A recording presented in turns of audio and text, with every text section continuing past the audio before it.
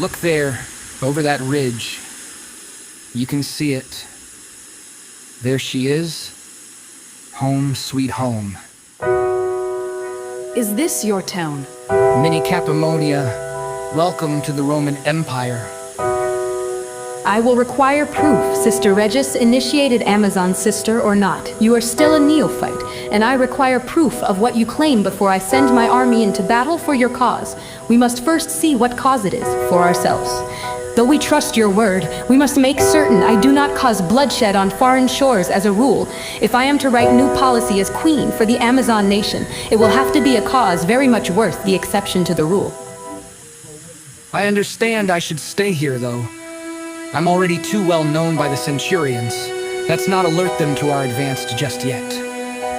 I concur, and I would say the same. I'd rather you stay here so I can get a good view of this with an unfiltered perspective. I will write it myself, and Lysiana and Gabrici will accompany me. We will each take a part of the town and scout ahead. If I'm not back in 2 hours, head back to Lesbos and take Sister Regis with you. And if this is some sort of deception, we will take your head back and leave the rest of you here. Melania, Camilla, keep to the other side of this hill. Make temporary camp there. Stay out of the line of sight of the watchtowers of the city walls. Let's go. Lysiana and Gabrici will ride separately from me. I prefer to see these things with my own eyes alone, and I shall scout for a back way into the city. My cousin, Sebastianus Felix, lives just beside the public square. He's short and nimble and has black hair, pale skin, and green eyes. If you tell him that I sent you, he will be able to help. And as a personal request, if you find anyone named Antonius Chiropterius, would you please get him all of my love? It's important to me. We will.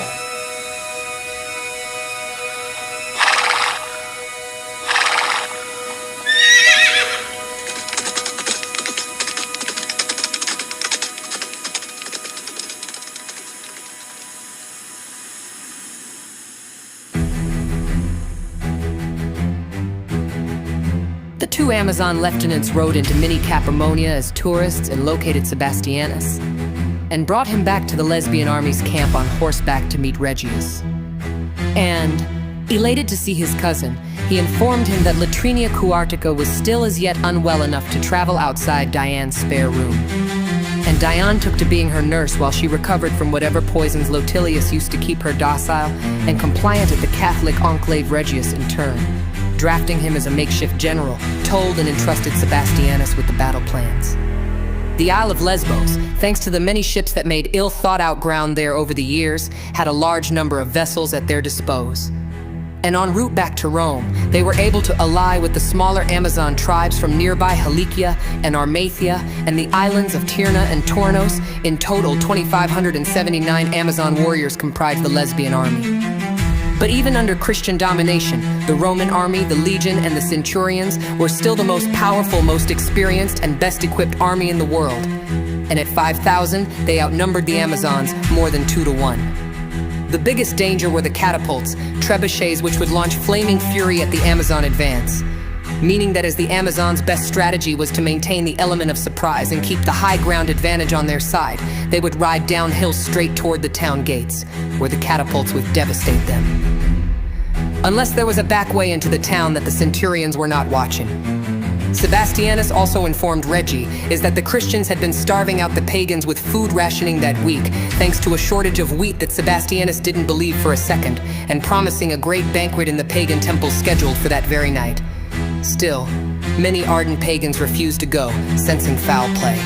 The centurions had already started rounding up pagans house by house, Sebastianus said, using the bishop's list of pagans which he hand-copied from Reggie's petitions that Jonicus did not know existed before he burned the originals.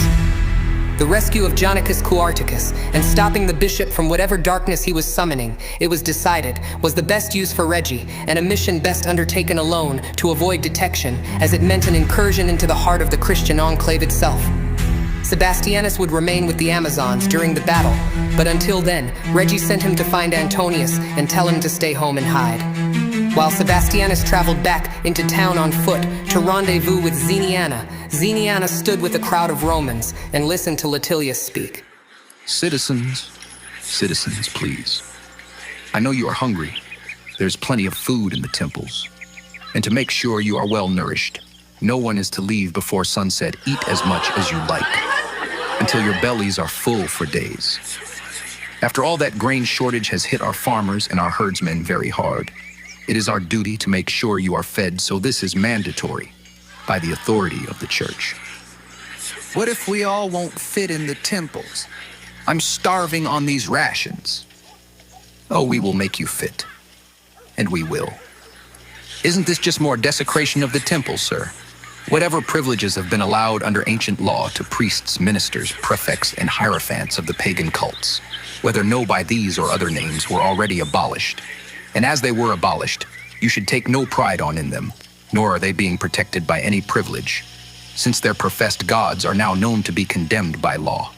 And while on the subject, since we have learned that certain ecclesiastics and others serving the Catholic sect are being compelled by men of different religions to respect pagan observances, we decree hereby, and whoever should consider that those who serve the most sacred law may be asked by any celebrating any religion that Holy Scripture condemns to allow them to skip or forego this community dinner tonight. For the public food, he shall with sadness be beaten, I'm afraid, with clubs in public for all his neighbors to see. However, if on second thought he changes his mind, let him undergo the penalty of a only very heavy fine. Folks, please, let me assure you this all for your own good and very appropriate. Let suspicion cease. Let the madness stop, please. For if any should dare to get between you all and your food, awaiting you right now, an appropriate punishment and sentence immediately will be inflicted on him. You see, feeding the Christians first is required by law, and wholly necessary that the privileges which are bestowed for the cultivation of religion and of satiety should be given first only to followers of the Catholic faith. Heretics and schismatics be not only kept from these privileges by law, but even I would be subjected to various fines if I'd allowed it. All the more reason you should convert.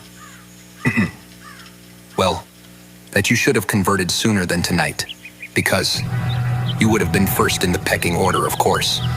Now, we will be going house to house to make sure we've got everyone fed tonight. Remember, don't leave before dessert at sunset.